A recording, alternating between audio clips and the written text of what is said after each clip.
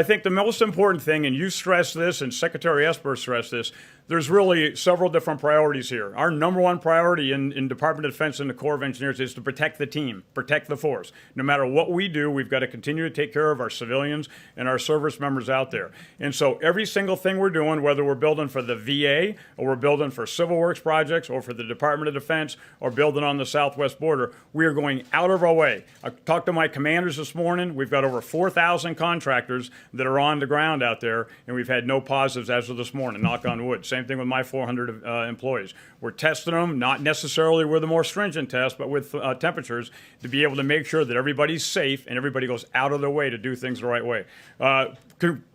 Construction is going very, very smooth. What we're seeing is our contractors are extremely focused. Now that we've got a good, clear path, both on the CBP program as well as some of the DoD program, we, I think, very well postured. It's a very, very aggressive build, but we're well postured to be able to meet your expectations for a 450 by the end of December 2020.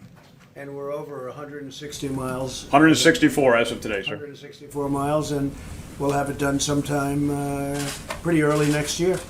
Very exciting. Yes, sir. And you might just say one thing, the quality of that wall in terms of its power for stopping people that shouldn't be coming into our country. So same thing. If you have a standard design that you trust in and it works very well, I've got a pat on the back, Commissioner Morgan. He was very adamant at continuing to be able to make sure that it supports his agents. And so we've got a design now that certainly does that. And then we've got a phenomenal contractor workforce that's in there, my Corps of Engineer employees, and it's going in well. We don't see any significant problems. And I think it's also important to point out that we want to do this the right way. So we try to balance this with environmental considerations are out there. We're trying to do due diligence when it comes to anything to do with any of the citizens that are affected. We're trying to make sure that we're protecting all of the things that we need to protect and try to find that balance where we can both meet the administration's directive while at the same time making sure we're doing this so that everybody gets a vote and everybody has a fair shake.